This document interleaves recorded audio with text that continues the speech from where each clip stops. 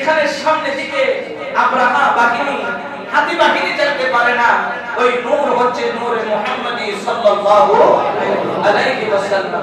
আল্লাহর মোকাবেলায় যখন আব্রাহা বাদশা সে যখন মোকাবেলা করলো, আল্লাহ পাক তাইরান আবাবিল ঝাঁকে ঝাঁকে আল্লাহর অনুগত ছোট ছোট কিছু পাখির মাধ্যমে এমন এক ওয়াকিয়া আল্লাহ পাক রব্বুল আলামিন সৃষ্টি করেছেন, যার মাধ্যমে আজকে এই জামানায় আমি মনে করি যে মিসাইল আবিষ্কার, ড্রোন আবিষ্কার, এগুলা আপনারা দেখতেছেন এই 20 শতাব্দীতে, কিন্তু এই মিসাইল, ড্রোন, পারমাণবিক অস্ত্র এগুলার ক্ষমতা আমার আল্লাহ পাক আজকে থেকে 1450 বা 1500 বছর আগে আল্লাহ এটা করিয়ে দেখিয়েছেন যে তোমরা তো ড্রোন আবিষ্কার করো বড় বড়, আমি আল্লাহ এই মোটরের দানার মতো কিছু পাথরকে ড্রোনের চেয়ে তার ক্ষমতাবান করে আল্লাহর দুশমনদের বিরুদ্ধে আল্লাহ ব্যবহার করে এই যে বর্তমান যে প্রযুক্তি, এই প্রযুক্তি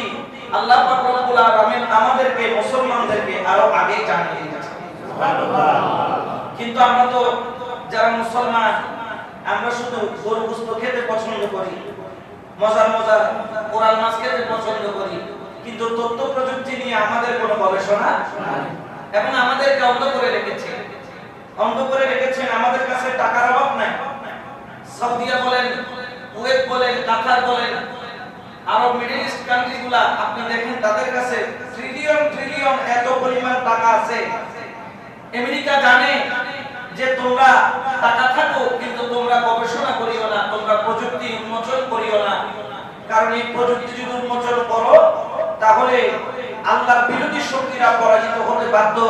তারা শুধু আমাদেরকে একটা জিনিস শিখিয়েছেন, টাকা আর খাবার। বড় বড় মুরগি সেদ্ধ করে একটা থালির মধ্যে নিয়ে 4-5 জনে মিলে খায়, 2-4 কেজি খায় আর 2-4 মন কি করে ফেলে দেয়, নষ্ট করে।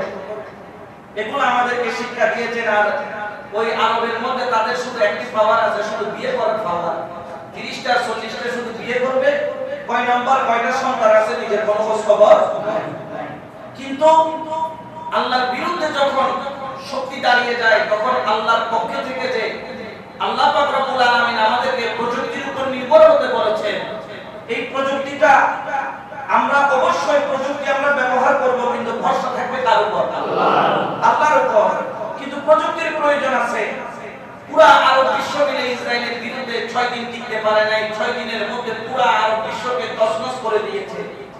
আজকে যদিও আমরা তাদেরকে শিয়া বলছি, যদিও আমরা আহলে সুন্নাত ওয়াল জামাতের আকীদা মতে তাদেরকে আমরা হক মনে করি না, শিয়া সম্প্রদায়কে আমরা ফিরকায়ে বাতিলা মনে করি, 72টি দলের মধ্যে তাদের অন্তর্ভুক্ত মনে করি, কিন্তু তারা এই প্রযুক্তিকে ব্যবহার করে আজকে প্রায় 38 দিন 39 দিন ইসরায়েলের সাথে, আমেরিকার সাথে, পুরো বিশ্বের বড় বড় শক্তির সাথে মোকাবেলা করে এবং বাধ্য করেছে তাদের দিকে ঝুঁকে পড়ার জন্য যে আমাদেরকে তোমরা হয়তোবা ভেঙে ফেলতে পারবা কিন্তু আমাদেরকে মস্তাইতে পারবা না। এই যে তাদের এই শক্তি, তারা এই কোরআন থেকে গবেষণা করে করে করে করে তারা এই প্রযুক্তিগুলো বাহির করেছে, যেটা আমরা করছি না।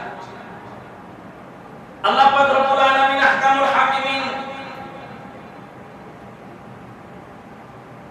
আমাদেরকে শিক্ষা দিচ্ছেন এবং সতর্ক করতেছেন যে ক্ষমতার অহংকার তোমাকে ধ্বংস করে দিতে পারে। ক্ষমতা যদি তুমি নিজ থেকে চাও তখন এই ক্ষমতা হয়তো তুমি পেতে পারো, কিন্তু এই ক্ষমতার পিছনে আল্লাহর সাহায্য থাকবে না। আর ক্ষমতা যদি তুমি না চাও, আল্লাহর তরফ থেকে যদি তোমার কাছে ক্ষমতা আসে তখন আল্লাহর সাহায্য তোমার কাছে আসবে। সুবহানাল্লাহ। এই ঘটনাটি ঘটেছে আমার রাসূল করিম সাল্লাল্লাহু আলাইহি ওয়াসাল্লাম দুনিয়ার বুকে তাশরীফ আনার কমপক্ষে 50 দিন পূর্বে, আরেক রায়াতের মধ্যে আছে 2 মাস পূর্বে, আরেক রায়াতের মধ্যে রয়েছে 3 মাস পূর্বে এই হস্তি বাহিনীর সেই ঘটনা মক্কায় মুকাররমার নিকটে ঘটেছিল। রব্বুল আলামিন আহকামুল হাকিমিন ওই হস্তি বাহিনীর ঘটনাকে আমাদের জন্য নিদর্শন হিসেবে রেখে দিয়েছেন। এই জন্য পবিত্র কোরআনে আল্লাহ পাক ঘোষণা করেন, আলাম তারা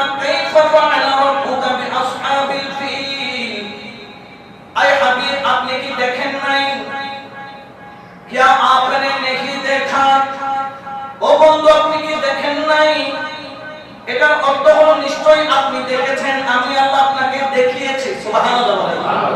আচ্ছা বলেন, যেটা রাসূল পাক দুনিয়াতে আসার কমপক্ষে 50 দিন আগের ঘটনা, আল্লাহ বলেছেন আলাম তারা আই হাবিব, আপনি কি দেখেন নাই? আল্লাহ বলছেন বন্ধু আপনি কি দেখেন নাই? আপনারা বলেন না কে বলবো তুই ন দেখো না কিন্তু কি করতি লোক তো দেখি তো। আল্লাহ বলতেছেন বন্ধু আপনি কি দেখেন নাই? আরে হাবিব আপনি কি দেখেন নাই? অর্থাৎ আপনি অবশ্যই দেখেছেন, কিন্তু ঘটনাটা হলো রাসূল দুনিয়াতে আসার কয়দিন আগের ঘটনা, কমপক্ষে কয়দিন। তাহলে নবী পাক দুনিয়াতে আসার আগেও দেখতেন, বলেন না দুনিয়াতে আসার আগেও। এটা কোরআন সেটার সবুত, কোরআন সেটার সাক্ষী দিচ্ছেন। অর্থাৎ আমার রাসূল করিম তখনও নবী ছিলেন, দুনিয়াতে আসার আগেও তিনি নবী ছিলেন। আমার নবী করিম সাল্লাল্লাহু আলাইহি ওয়াসাল্লাম তিনি বলছেন আনা নবিয়্যুন কানা আদামু বাইনাল মা'i ওয়াত তিন, আমি তখনও নবী ছিলাম যখন আদম আলাইহিস সালাম পানি এবং মাটির সাথে মিশ্রিত ছিল। বড় বড় সুবহানাল্লাহ। নবীকে দেখার ক্ষমতা তখনও দিয়েছিল, তিনি জন্মের আগেও দেখেছেন, তিনি ইন্তেকালের পরেও দেখেন। কারণ আল্লাহর হাবিবকে আল্লাহ এত ক্ষমতা দিয়েছেন, হাতের তালু যেভাবে পৃথিবী, হাতের তালু যেভাবে আপনার সামনে স্পষ্ট, সারা দুনিয়াটা আমার রাসূলের সামনে হাতের তালুর মতো। বড় বড় সুবহানাল্লাহ। কারণ দেখার ক্ষমতা এটা দিয়েছেন কে? আল্লাহ। কিন্তু মাঝে মধ্যে বেজার হয়ে যায় মনটা, কারণ তারা বলেন নবীর কোনো ক্ষমতা নাই। অনেকে ফতোয়া দিচ্ছেন নবী দুনিয়াতে আসার 40 বছর পর্যন্ত নবী নিজেই জানতেন না তিনি নবী। মানে এই ধরনের জ্ঞান রাখনেওয়ালা মৌলবীর কাছে যদি ইসলামকে দেওয়া হয়, এই ইসলাম কখনো হেফাজত হওয়ার সম্ভাবনা নাই। আল্লাহ বলেন আলাম তারা কাইফা ফাআলা রাব্বুকা বিআসহাবিল ফিল, আই হাবিব আপনি কি দেখেন নাই? অর্থাৎ আপনি অবশ্যই দেখেছেন আপনার পালনকর্তা, আপনার রব, আপনার খালেক তিনি হস্তি বাহিনীর সাথে কি রূপ আচরণ করেছিল, কি রূপ ব্যবহার করেছিল, তাদের কি পরিণতি করেছিল। আই হাবিব আপনি তো দেখেছেন। বড় করে বলেন না সুবহানাল্লাহ। এখানে ঘটনা রয়েছে, আব্রাহা বাদশা নামের একজন বিশাল বড় বাদশা ছিল, যার কাছে দৌলতের কোনো অভাব নাই, যার কাছে টাকার কোনো সমস্যা নাই। বর্তমানে ধরে নিতে পারেন ডোনাল্ড ট্রাম্পের মতো ক্ষমতা, শক্তি, সৈন্য, ট্রেনিং, অস্ত্র সব কিছু রয়েছে। সে ছিল ইয়ামানের মধ্যে থাকতো, ইয়ামানের মধ্যে অবস্থান করত, এবং এই আব্রাহা বাদশা ইয়ামান থেকে তখন খেয়াল করলেন ইয়ামানের মধ্যে তার সালতানাত থাকলে পুরো আরবের মানুষ একটা জায়গা থেকে দুর্বল। ওই জায়গার নাম হলো মক্কায়ে মুকাররমা। মক্কায়ে মুকাররমা সুবহানাল্লাহ। একটা ইট দিয়ে বানানো একটা ঘর, যেই ঘর সর্বপ্রথম তামিল করেছিলেন বাবা আদম জমিনের বুকে, এবং ধারাবাহিকতায় সর্বশেষ সেই সময়ের পূর্বে হযরত ইব্রাহিম আলাইহিস সালাম যেই ঘরের তামিল করেছিলেন, ওই খানে কাবার দিকে মানুষ ঝুঁকে পড়ত। আব্রাহা বাদশা যার সালতানাত ইয়ামানের মধ্যে ছিল, সে দেখলো প্রত্যেক বছর মানুষ হাদিয়া তোফা নজরানা নিয়ে আল্লাহর ঘর খানে কাবার দিকে যাত্রা করে, এবং মানুষ তাকে সম্মান না দিয়ে, তার প্রসাদকে সম্মান না দিয়ে মানুষ ওই কাবার ইট নির্মিত ওই ঘরকে সম্মান করেন। আব্রাহা ভালো করে খোঁজ নিয়ে দেখলেন ওখানে তো একটা ঘর বাদে আর কিছু নাই। আব্রাহা তার সৈন্য সেনাদেরকে নির্দেশ দিলেন কাবার চাইতে 1000 গুণ সুন্দর একটা ঘর তোমরা ইয়ামানের মধ্যে নির্মাণ করো, যেই জায়গার মধ্যে মানুষ আসবে এবং ওইখানের মধ্যে কাবার বলতে ওই জায়গায় তাওয়াফ করবে। বড় করে বলেন না নাউজুবিল্লাহ। আব্রাহা বাদশা সেখানে একটি ইয়ামানের মধ্যে একটি দামি একটি ঘর নির্মাণ করলো, গির্জা নির্মাণ করলো, যার নাম রাখলো আল-কুল্লাইস। এই ঘরটা যখন নির্মাণ করলো, এই ঘরের মধ্যে আব্রাহা বাদশা মেঝে সাজিয়েছে সোনা আর রূপার পাত দিয়ে টাইল বসিয়েছে। সোনা আর রূপা, এক ভরি স্বর্ণের দাম তো 2 লাখ টাকার, এখনো উপরে সোনা আর রূপা দিয়ে সে টাইল সাজিয়েছে। এবং পৃথিবীর বুকে সবচাইতে দামি পাথর দিয়ে ওই গির্জা বা ওই মন্দিরের চারিদিকে সে দামি মার্বেল পাথর দিয়ে টাইলসের মতো ব্যবহার করে ওই গির্জা নির্মাণ করলো। এবং নির্মাণ করার পরে সে সিরিয়া থেকে সবচেয়ে দামি তখন পাথর পাওয়া যেত সিরিয়া থেকে দামি মার্বেল পাথর সোনা আর রূপা দিয়ে আপনার এই জমিনটাকে সাজিয়ে এবং রত্ন দিয়ে যেই গির্জাটা নির্মাণ করলো, সেই গির্জার দেওয়ালে রত্ন খচিত করে দিয়ে দামি দামি পাথরের রত্ন দিয়ে ওই এমন এক গির্জা তৈরি করলো। তাফসীরের কিতাবের মধ্যে পাওয়া যায় ওই গির্জার দিকে কেউ যদি উপরের দিকে তাকাতো, এত উঁচা ছিল মানুষের মাথার টুপি খুলে পিছনে পড়ে যেত, এত উঁচা, এত সুন্দর। এবং সে নিজেকে ইব্রাহিম আলাইহিস সালামের মতো মনে করে যে সবাইকে দাওয়াত দেওয়া আরম্ভ করলো, পুরো আরব বিশ্বের মধ্যে জানিয়ে দাও সবাই যেন আমার এই গির্জা বা কাবার সমতুল্য বানিয়ে যে ঘর সে নির্মাণ করেছে, সবাই যেন সেই আল-কুল্লাইস নামের ওই গির্জার যেন প্রত্যেক বছর তাওয়াফ করে। তাকে হাতিয়ে দিতে হবে না, শুধু আসবে আর তাওয়াফ করবে, খানা ফ্রি, থাকা ফ্রি, সব ফ্রি। নাউজুবিল্লাহ। এখন ফ্রি বললেও কি মানুষ এখানে যায়? এখন ওই সময়ের মধ্যে যখন এই ঘরটা নির্মাণ করব, নির্মাণ করার পরে সবাইকে দাওয়াত দিল। কারণ এটা দাওয়াত হচ্ছে বান্দার তরফ থেকে, আর একটা দাওয়াত হচ্ছে কার তরফ থেকে? আল্লাহর তরফ থেকে দাওয়াত, আর বান্দার তরফে দাওয়াতের ব্যস্ততা আছে না? আব্রাহা বাদশা একটি গির্জা নির্মাণ করলো যার নাম হচ্ছে আল-কুল্লাইস। আবার খানে কাবা ইব্রাহিম আলাইহিস সালাম নির্মাণ করলো। একটা হলো আব্রাহা বাদশার দিলের ইচ্ছা, আর ইব্রাহিম আলাইহিস সালাম করেছিলেন কার ইচ্ছা? আল্লাহর ইচ্ছা। এই যে আপনারা যে দেখতেছেন লিফট, বর্তমান সময়ের আবিষ্কার, এটা আজকে থেকে 4000-5000 বছর আগের আবিষ্কার লিফট। আপনারা মকাম ইব্রাহিম যারা হজ করেছেন, উমরা করেছেন, আপনারা গেলে দেখবেন সেখানে একটা কি আছে? মকামে ইব্রাহিম, যেখানে ইব্রাহিম আলাইহিস সালাম কদম রেখে কি করেছিল? কাবা শরীফ তৈরি করেছিল, গেঁথেছিল। তো পাথরটাকে অনেক উঁচা নাকি? অনেক বড়? ছোট একটা পাথর, এটার উপর দাঁড়িয়ে নির্মাণ করার কি আছে? বলতেছে এই পাথরটা যখন ইব্রাহিম আলাইহিস সালাম দাঁড়াতেন, যেটুকু উঠার দরকার পাথরটা সেইটুকু লিফটের মতো ওঠানামা করে। সুবহানাল্লাহ। এটা তো একটা জিনিস সাবেত হয়, পয়গম্বর আলাইহিস সালাম যে জায়গায় কদম রাখে মরা পাথরও জিন্দা হয়। সুবহানাল্লাহ। অনেকে নবীকে মরা বলে, নবীকে কি বলে? মরা বলে। কিন্তু নবীর যে পাথরের উপর কদম রাখে সে পাথর মরা না জিন্দা? জিন্দা না হলে পাথর উপরে উঠে আর নামে কেমনে? বলতেছে পাথর, বলতেছে রে বেকু, পাথর তোমাদের সিলেটের জাফলংও পাওয়া যায়, পাথর এখানেও পাওয়া যায়, কিন্তু পাথরের মধ্যে পার্থক্য কি?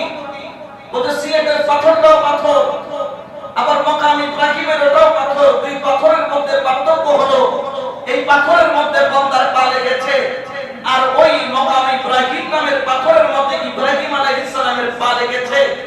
দুনিয়ার মানুষের পা লাগলে ওই পাথরের কোনো পরিবর্তন হয় না। আল্লাহর মাহবুবের যখন পা লেগে যায়, আল্লাহর খলিলের যখন পা লেগে যায়, তখন মরা পাথরও জিন্দা হয়ে যায়। সুবহানাল্লাহ। তাহলে আল্লাহওয়ালার সংস্রবে থাকা আর বান্দাওয়ালার সংস্রবের মধ্যে থাকার মধ্যে আসমান আর জমিন কি আছে? পার্থক্য আছে। এই জন্য তো আল্লাহওয়ালারা কি বলেন? নিগাহে বলি মে ये तासीर देखी बदलती हजारों की तकदीर देखी। আল্লাহওয়ালার সোহবত হলো এমন, হাজার হাজার মানুষের তকদির পরিবর্তন হয়ে যায়, মানুষ টেরও পায় না। তখন সে কি করলো? ওই ইব্রাহিম আলাইহিস সালাম যখন কাবা নির্মাণ করলেন, তখন সেটা চারিদিকে ছিল জঙ্গল আর জঙ্গল, ওখানে কোনো মানুষ। আমার আল্লাহ পাক নির্দেশ দিলেন, ইব্রাহিম তুমি ওই পাহাড়ের উপরে যাও, পাহাড়ের উপর থেকে সবাইকে হজের জন্য দাওয়াত দাও। ইব্রাহিম খলিলুল্লাহ বললেন, আল্লাহ আপনি আমাকে হুকুম করছেন ডাক দেওয়ার জন্য। আল্লাহ এই মরুভূমির মধ্যে জঙ্গল ছাড়া কোনো মানুষ নাই, মানুষ নাই। আমার আল্লাহ বললেন, ইব্রাহিম ডাক দেওয়া হচ্ছে তোমার দায়িত্ব, আর ডাকটা পৌঁছায়া দেওয়া সেটা আমি আল্লাহর দায়িত্ব। ইব্রাহিম আলাইহিস সালাম দেরি করে নাই, পাহাড়ের উপর দাঁড়াইয়া ডাক দিলেন হজের জন্য। বলতেছেন এই আওয়াজ পৃথিবীর মাশরিক মাগরিব শিমাল জুনুব শুধু নয়, মায়ের পেটে যে সন্তান আছে সন্তানের কানে শুধু নয়, আলমে আরওয়ার মধ্যে যত রূহ আছে রূহ জগৎ পর্যন্ত আওয়াজ পৌঁছে গেছে। সারা পৃথিবী থেকে আওয়াজ আসবে লাব্বাইক আল্লাহুম্মা লাব্বাইক। এই আওয়াজ চারিদিক থেকে আসা আরম্ভ হলো। কারণ যখন কোন কিছুর বিষয়ে যখন প্রচার করা দায়িত্ব যখন আল্লাহ নিয়ে নেয়, সেটাকে ঠেকানোর ক্ষমতা কারো নাই।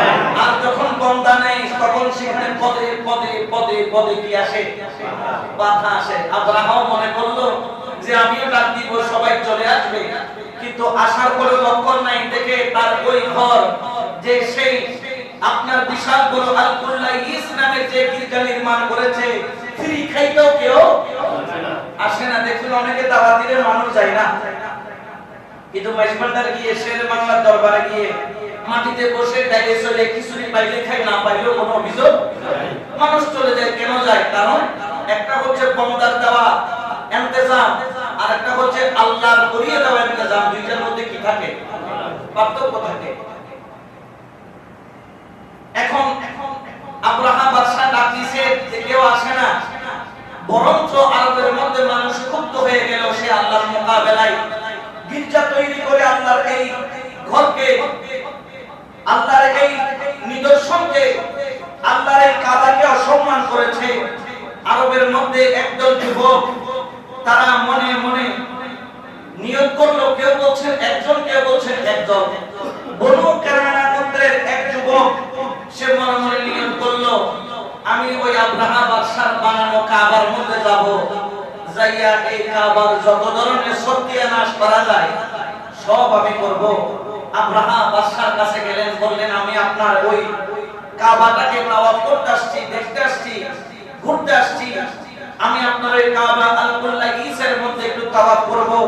আব্রাহা তো খুশি হয়ে গেল। প্রথম তার কাবার একজন এই অনুসারী পাওয়া গেল, তার জন্য খানাপুরি যা আছে হে কি করলো, ওখানে খাইয়া দাইয়া এত পরিমাণ খাইলো। খাওয়া দাওয়া করার পরে মানুষ যদি বেশি খায়, বাথরুমের সাপ কম আসে না বেশি আসে? খানা বেশি খাইলে কি বাথরুম কম আসে? আবার এর উপর যদি হয় পোলাও, কুরমা, কি কালিয়া, কুত্তা, বড় বাপের ফোলাই খাই, ওই যে বিক্রি করে না রমজানে বড় বাপের ফোলাই, এদিকে খাই ওদিকে কিভাবে সারে, এগুলো একবার যে খাইছে মোটামুটি টয়লেটের সাথে তার কি হয়ে যায়? বন্ধুত্ব হয়ে যায়। এখন বড় বাপের ফোলাই খাই, এমন ভাবে খাইছে, খাওয়ার পরে হে কি করলো, ওই যে আব্রাহা বাদশা যে কাবা বানালো, যার নাম হচ্ছে আল-কুল্লা ইস, ওই কাবা নামের ওই গির্জার চারিদিকে যত ধরনের মল মূত্র ত্যাগ করা যায়, কয় তাওয়াফ করতে আসি, এখানে মল মূত্র ত্যাগ করতে আসি, পুরা এলাকায় মল মূত্র দিয়ে ভরিয়ে দিল। উচ্চ আওয়াজে বলেন না সুবহানাল্লাহ। এমন ভাবে মল মূত্র ত্যাগ করলো, সেখানে একদম ভরাইয়া ফেললো, ভরাইয়া সেখানে অবস্থা খারাপ। এবং সেখান থেকে রাতে 3টা বাজে সে কাজ সেরে চলে আসলো। ওইদিকে আব্রাহা বাদশার মাথা গরম হয়ে গেল। সে খেয়াল করলো এই আর কাবাকে রাখা যাবে না, ওই কাবা থাকলে আমার এই গির্জার কোনো দাম। মনে মনে নিয়ত করে ফেললো খানায় কাবাকে ধ্বংস করবে যে কোনো উপায়ে। সঙ্গে সঙ্গে ওই আব্রাহা বাদশা একটি বিশাল বড় কওম তৈরি করলো, যোদ্ধা তৈরি করলো, যাদের সংখ্যা হলো 60,000 এবং তাদের অগ্রভাগে আফ্রিকার হাতি, যার সংখ্যা ছিল 13। এই আফ্রিকার হাতিগুলোর বৈশিষ্ট্য হলো এগুলো এত বিশাল, এত শক্তিশালী, আর আব্রাহা বাদশার ক্ষমতাকালে এই হাতিগুলোর সামনে কেউ দাঁড়াইতে পারে নাই। আব্রাহা বাদশাহ নিয়ত করে ফেললো এই খানে কাবাকে হাতি দ্বারা ধাক্কা মেরে চূর্ণ বিচূর্ণ করে ফেলবে। সঙ্গে সঙ্গে তৈরি হয়ে রওনা দিল। পথের মধ্যে দুই এক জায়গায় বাধা দিল, আর মনে মনে নিয়ত করলো মক্কার কিনারে যাব, যাইয়া তাদেরকে মোকাবেলা করে খানে কাবা শেষ করে দিব। কিন্তু দেখা গেল আব্রাহা বাদশাহ কাবাকে ধ্বংস করার জন্য একটি নির্দিষ্ট হাতি বাহিনী আর সৈন্য বাহিনী নিয়ে যখন মক্কার নিকটবর্তী জায়গার মধ্যে অবস্থান করলেন, ওই মুহূর্তে দেখা গেল আব্রাহা বাদশাকে মোকাবেলা করার জন্য সেখানে মোকাবেলা করার জন্য মনে করেছিল মক্কাবাসীগণ সবাই দলবদ্ধ হবে। কিন্তু দেখা গেল বিশাল বড় সৈন্যবাহিনী, যার সামনে মোকাবেলা করার জন্য কেউ দাঁড়ালো না। আব্রাহা বাদশাহ হয়ে গেল। এত বড় কাবা, এতগুলো মানুষ এই কাবার তাওয়াফ করে, কিন্তু কাবাকে বাঁচানোর জন্য কেউ আসে না। কারণ কাবার মালিক কে? আল্লাহ। আর সেখানে কিছু হানিফ সম্প্রদায়ের লোক ছিল যারা সারা জীবন এক আল্লাহর ইবাদত করেছেন, এক আল্লাহর বন্দেগী করেছেন। এরকম কিছু হানিফ সম্প্রদায়ের লোক তারা চিন্তা করলো যে এই খানে কাবাকে বাঁচানোর জন্য ৬০,০০০ সৈন্যের বিরুদ্ধে আমরা কয়েকশো জন মানুষ দাঁড়িয়ে কিছু করার মতো ক্ষমতা আমাদের নাই। যার মধ্যে হযরত খাজা আবু তালেব, হযরত খাজা আব্দুল মুত্তালিব রাহমাতুল্লাহ রাদিয়াল্লাহু তাআলা সহ আরো অনেক ব্যক্তি সেখানে ছিল। দেখতেছেন কেউ সেখানে আসতেছে না, কেউ মোকাবেলা করতেছে না। সবাই অবাক হয়ে গেল। আব্রাহা বাদশার হস্তি বাহিনীরা সবাই অপেক্ষা করতেছে যুদ্ধ করার জন্য। দেখে এক সপ্তাহ চলে যায়, কোনো খবর নাই। ওই মুহূর্তের মধ্যে মুকান্নাস নামের একটি জায়গার মধ্যে আব্রাহা বাদশাহ তার সৈন্য নিয়ে ক্যাম্প করলেন। নির্দেশ দিলেন আশেপাশে যত উট ছাগল বকরি রয়েছে সমস্ত উট ছাগল বকরিগুলোকে জমা করা হোক।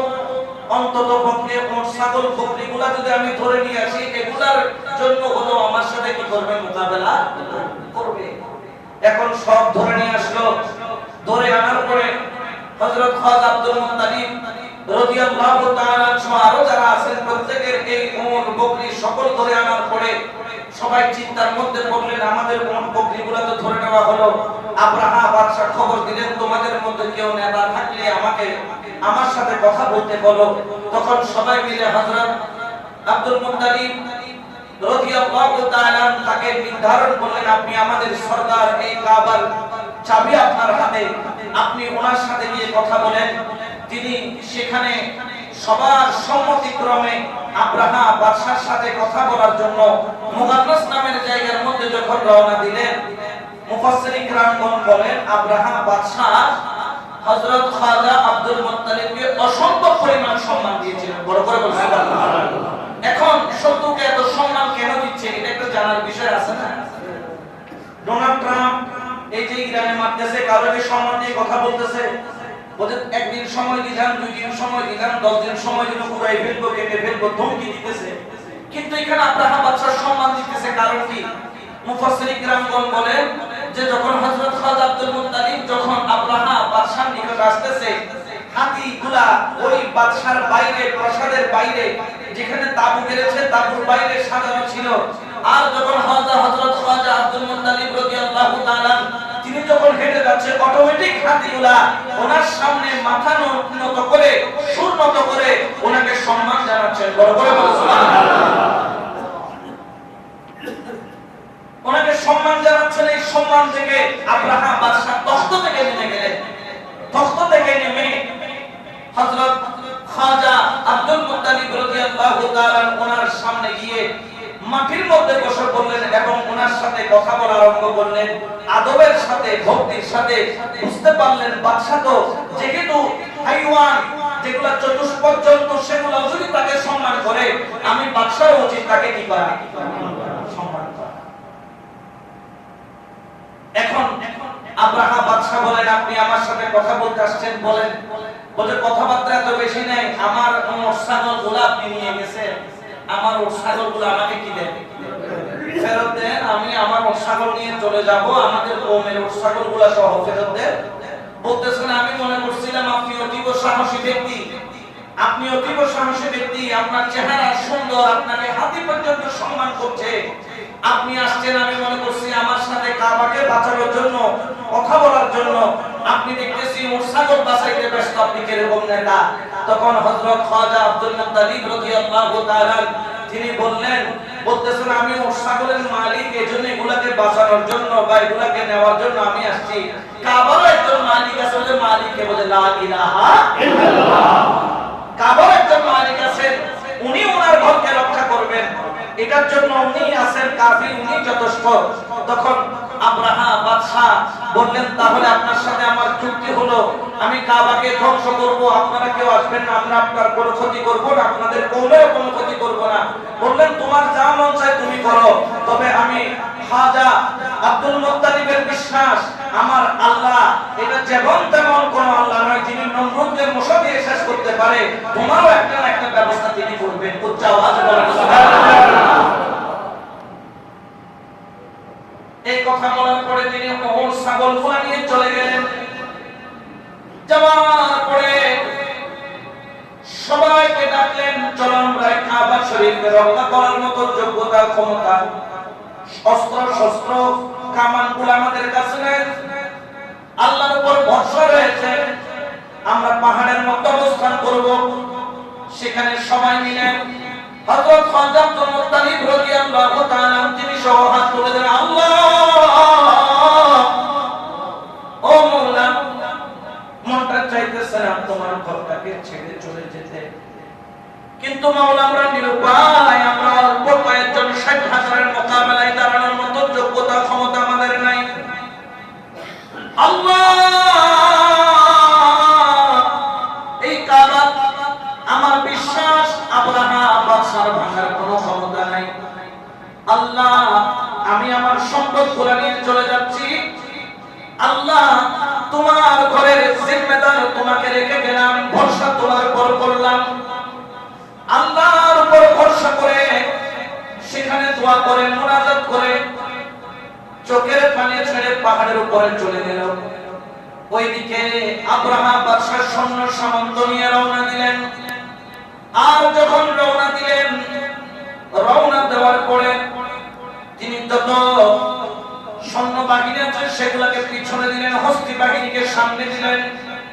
হস্তি বাহিনীর মধ্যে যেই হাতিটা হলো নেতা, যার উচ্চতা কম করে হলো ২০-২৫ ফুটের উপরে, যার নাম হলো মাহমুদ, তাকে অগ্রভাগে দেওয়া হলো। এই অগ্রভাগে হাতিটাকে দিয়ে ১২টা হাতির পিছনে দিয়ে ৬০,০০০ সৈন্য নিয়ে খানে কাবার দিকে রওনা হলো। ওইদিকে হযরত খাজা আব্দুল মুত্তালিব রাদিয়াল্লাহু তাআলা তিনি আল্লাহর দরবারে সিজদায় পড়ে হুক করে কেঁদে দিলেন, ও মাওলা আমরা অসহায়ের মতো তাকিয়ে আছি, মাওলা তুমি ছাড়া আর কোনো উপায় নাই। বলতেছে মাহমুদ নামের ওই হাতি খানে কাবা থেকে অল্প দূরে গিয়ে হঠাৎ করে জায়গার মধ্যে বসে পড়লেন, আর সামনে দিকে যাই না। এত আঘাত করে হাতিকে, এই হাতি একটা কদম ফেলে না। এই নেতা হাতি যখন বসে পড়ল, পিছনে বাকি ১২টা হাতিও বসে পড়ল। তারা পিছনে যায় কিন্তু সামনের দিকে কদম দিতে পারে না। মুফাসসিরিন কিরামগণ বলেন কেন কদম দিতে পারল না? হযরত খাজা আব্দুল মুত্তালিব বলেন আমি পাহাড়ের উপর থেকে নজর করে দেখলাম ওই মুকুট আল্লাহর ঘরকে একটা নূরের আলো সার্কেলের মতো হয়ে চারিদিকে ঘিরে ধরেছে।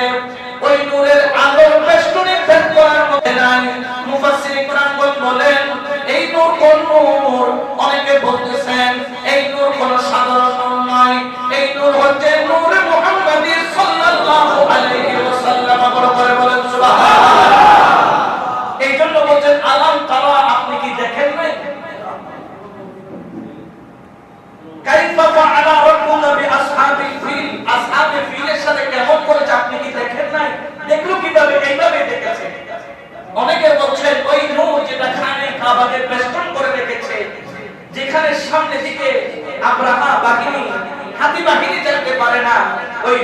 হচ্ছে নূরে মুহাম্মাদি সাল্লাল্লাহু আলাইহি ওয়াসাল্লাম।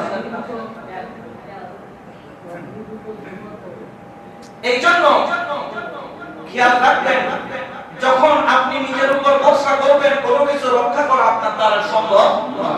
যখন ভরসা হবে কার উপর? তখন আল্লাহ পাক একটা না একটা বন্দোবস্ত অবশ্যই করে দিবেন। আল্লাহ পাক ব্যবস্থা করে দিবেন। ওই নূর চারিদিক দিয়ে ঘিরে ধরেছে এবং সঙ্গে সঙ্গে আব্রাহা বাদশা দেখতে পেল লোহিত সাগর যেদিকে, লোহিত সাগরের দিক থেকে একটা কালো মেঘের মতো এক ধরনের কি জানি কিলবিল করতে করতে করতে করতে করতে করতে সামনের দিকে আসতেছে। যেটা আল্লাহ পাকের কোরআন বলে আলাম ইয়াজআল কাইদাহুম ফি তাদলিল। আমি আব্রাহাম বাদশার সাথে কেমন করেছি শুধু তাই না, আমি তাদের যত যত কায়দা, যত তাদের আপনার রণকৌশল আছে, আমি সমস্ত রণকৌশলগুলোকে কি করে দিয়েছি? দুলিশাত। কোন রণকৌশল সেখানে কোনো কাজে আসতেছে না, কারণ এটাকে দুলিশাত করে দিয়েছে কে? আল্লাহ। আমি তাদের যত কায়দা আছে, কানুন আছে, যত রণকৌশল আছে, তিনি কি তাদের চক্রান্ত নস্যাৎ করে দেননি? ইয়া রাসূলুল্লাহ, আপনি দেখেন নাই আমি আব্রাহা বাদশার ওই হস্তি বাহিনীর সাথে কেমন করেছি?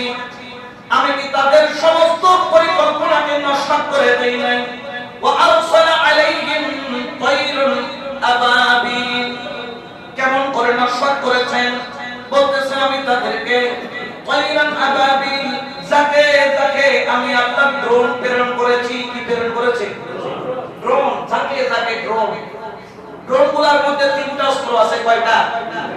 তিনটা। একটা হচ্ছে ঠোঁটের মধ্যে, অস্ত্রটা হচ্ছে সোনাবুটের দানার মতো, সোনাবুটের দানার মতো দুইটা আছে, দুই পায়ে, এবং প্রত্যেক অস্ত্রের উপরে নাম লেখা আছে। এটা যার মাথায় পড়ব এর নাম অস্ত্রের মধ্যে কি আছে? অস্ত্রটা বড়টা কি ছোট? কিসের দানা? সোনাবুটের। একটা সোনাবুট কি 1 কেজি হয়নি? 1 কেজি সোনাবুট কিনে অনেক আছে রমজান মাস পুরা কি করে দিছে? চালাই দিছে। কারণ ভিজিয়ে দিলে এত বরকত হয়। এই ছোট ছোট সোনাবুটের দানার মতো আল্লাহ পাক রব্বুল আলামিন হাকামুল হাকিমিন ছোট ছোট প্রযুক্তি আমাদেরকে দিয়েছেন। এগুলা হচ্ছে আল্লাহর শিক্ষা। এই মুসলমানরা তোমরা প্রযুক্তিকে ধারণ করো, ভরসা করবা কার উপর? কিন্তু প্রযুক্তি দরকার আছে না নাই? আবার আল্লাহর উপর ভরসা করে যদি একদম সবকিছু ছেড়ে দিয়ে বসে থাকে হবে? আপনি আল্লাহর উপর ভরসা করলেন, আল্লাহ তুমি আমারে খাওয়াই, আমি ঘরের মধ্যে শুধু লুটে লুটে ঘুমাবো, খাবার উপর থেকে আসবে? আসবে না।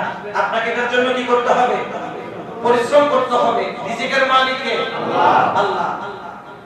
আব্রাহা বাদশার অহংকারকে দুলিশাত করার জন্য তায়রান আবাবিল, যাকে যাকে পাখি, আমরা যদিও বা আবাবিল পাখি বলি, এখনো সেই পাখি আরবের মধ্যে আছে। তবে তায়রান আবাবিল, আবাবিল তায়রান আবাবিল অর্থাৎ যাকে যাকে পাখি, মানে হাজারে হাজারে পাখি, দলে দলে পাখি আকাশ কালো করে আল্লাহ প্রেরণ করে দিলেন। যখন প্রেরণ করে দিলেন তার মিহিন বিহিজারাতিন মিন সিজিল। এই যে একটা ইরানের একটা অস্ত্রের নাম কি? সিজিল। নাম শুনছেন? এটা এখান থেকে আসছে, সিজিল নামের অস্ত্র। এই যে সিজিল, সিজিল বলা হয় কাকে? এগুলা হচ্ছে পাথর আর মাটির মিশ্রিত, পাথর আর মাটির মিশ্রিত ছোট ছোট কতগুলা চনাবুটের ন্যায় কতগুলা দানা, যেগুলোকে দুনিয়ার আগুনে নয় জাহান্নামের আগুনে কি করা হয়েছে? শক্ত করা হয়েছে, পুড়িয়ে কি করা হয়েছে? শক্ত করা হয়েছে। এই সিজিল নামের যেগুলা মাটি আর পাথর দ্বারা নির্মিত, অথবা মাটিগুলোকে জাহান্নামের আগুনে জ্বালিয়ে যেগুলোকে পাথরে রূপান্তরিত করেছে, এই সিজিল নামের এই অস্ত্র সবার কাছে দিয়ে আল্লাহ কয় যা কাম সাইরে আয়। যে কি করে আয়? কাম সাইরে আয়। পাখিগুলাও ছিল বিচক্ষণ, দেরি করে নাই, সোজা অস্ত্র শস্ত্র নিয়ে সোনাবুটের মতো তিনটা দানা নিয়ে এমন ভাবে দৌড় দিতেছে। আব্রাহা বাদশা দেখতেছে যে লোহিত সাগর থেকে যেন এক মেঘের টুকরা আসতেছে। আসলে এটা মেঘের টুকরা নয়, আল্লাহর গজব। আল্লাহর গজব আসতেছে তাদের উপর। এবং এই পরিন্দা বা ছোট ছোট আপনার পাখি যেগুলোর সাইজ হবে বেশি হলে চড়ুই পাখির মতো, চড়ুই পাখির মতো ছোট ছোট আল্লাহর দেওয়া ঢোলগুলা যখন চলে আসলো, আব্রাহা বাদশাহ চোখের মধ্যে সর্ষে ফুল দেখা আরম্ভ করলো। বলে কেমন হলো? বলতেছে এই পাথরগুলোকে যখন নিক্ষেপ করা হয়, তিন পাথরের মধ্যে তিনজনের নাম বরাবর, যে বরাবর সারা দরকার সেই বরাবর সারে। মাথার মধ্যে স্টিলের হেলমেট, দেখা গেল মাথার স্টিলের হেলমেটকে ভেদ করে, মাথার মগজ ভেদ করে, গলা ভেদ করে, সিনা ভেদ করে, পায়খানা রাস্তা ভেদ করে, আপনার যে ঘোড়ার উপর আছে সেই ঘোড়ার পিঠটাকে ভেদ করে, জমিন পর্যন্ত ভেদ করে, ওই ছোট ছোট পাথরগুলা জমিনকে ভেদ করে মাটির নিচে চলে গেল। সাথে সাথে যত আব্রাহা বাদশার দল ছিল সমস্ত দলগুলোকে আল্লাহ এমন ভাবে নস্বাত করেছিলেন। আমার আল্লাহ পাক পবিত্র কোরআনে ঘোষণা করেন, ফাজআলাহুম কাআসফিন মাকুল। কিরকম করে দিলেন? বলতেছে এখানে কয়েকটি তাফসীর কয়েক ভাবে করেছে। একটি তাফসীর হলো যে দেখবেন গরুকে যখন খাবার দেওয়া হয়, গরু সেগুলা যখন চর্বণ করে, ঘাসগুলাকে যখন চর্বণ করে, মলমূত্র ত্যাগ করে, ঘাসগুলা পানিয়ে জলে ঘাসগুলা মিশ্রিত হয়ে কি হয়ে যায়।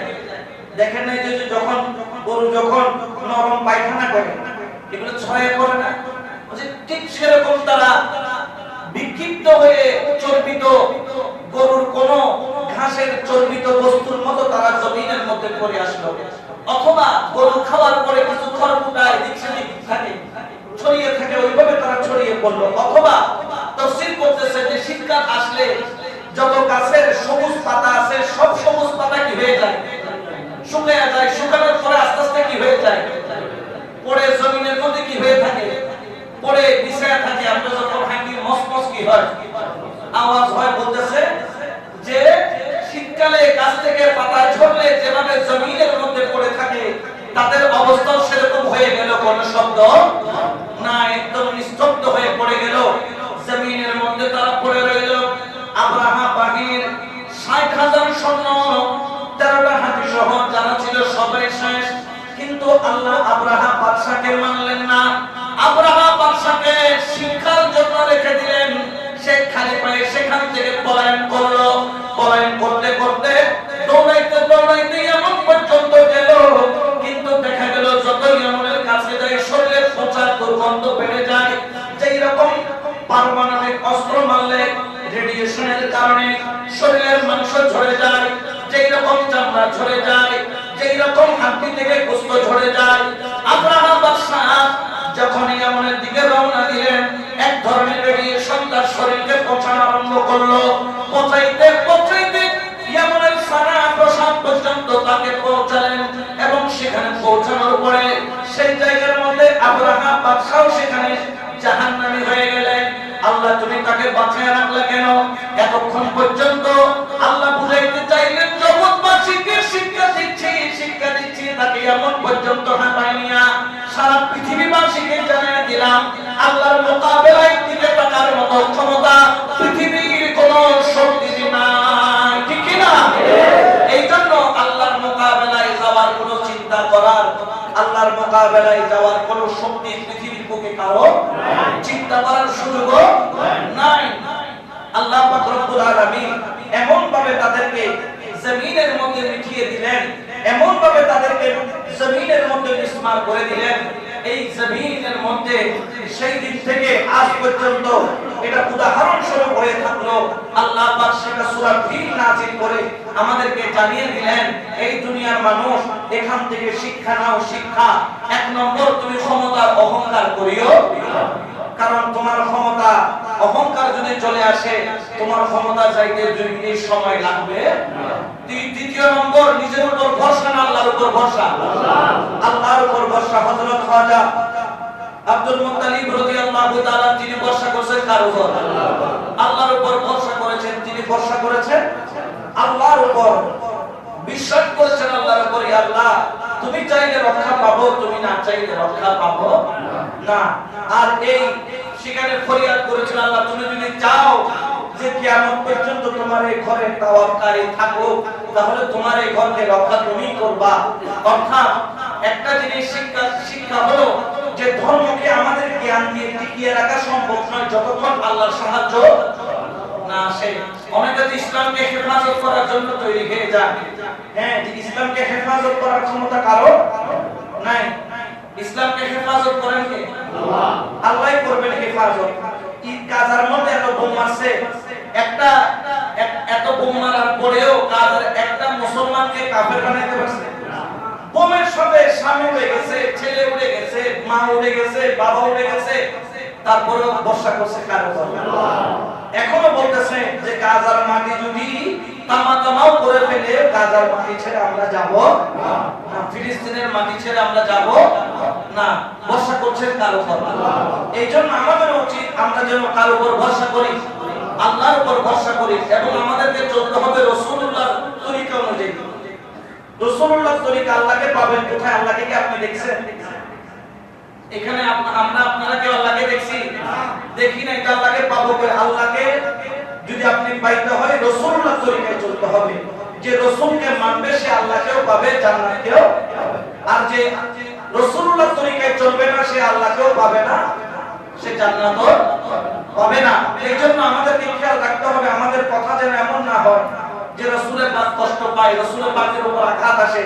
আমাদের অনেক ভাই আছেন, আল্লাহ অবশ্যই মহান, আল্লাহর সমকক্ষ হওয়ার ক্ষমতা পৃথিবীর কারো, কিন্তু রাসূলের পাকের মর্যাদার সমান পৃথিবীর যত মর্যাদাবান আছে সমস্ত মর্যাদা যদি বঙ্গোপসাগরের সমান হয়, আর আল্লাহর হাবিবের মর্যাদার সামনে ওই সম্মান একটা চড়ুই পাখির ঠোঁটের মধ্যে এই ঠোঁট দিয়ে একটু করে পানি নিয়ে যে পানির সমান হয়, সারা বঙ্গোপসাগর সমান সম্মান হলো, রাসূলের পাকের সম্মানের সামনে চড়ুই পাখির ঠোঁটের পানির সমান হবে না। এইজন্য অনেকে আবার আল্লাহকে মহান বলেন কিন্তু রাসূলকে ছোট করেন। খবরদার, এগুলা করা যাবে। আল্লাহকে পেতে হলে রাসূলুল্লাহর তরিকায় চলতে হবে। এইজন্য হাদিস শরীফের মধ্যে আছে, বল আমার রাসূল করিম সাল্লাল্লাহু আলাইহি ওয়াসাল্লাম বলতেছেন কুল্লু উম্মতি ইয়াদখুলুনাল জান্নাতা ইল্লা মান আবা। বলতেছেন কি আমার সকল উম্মত জান্নাতে যাবে কিন্তু যারা অস্বীকারকারী। কি কারী? অস্বীকারকারী। কি অস্বীকারকারী?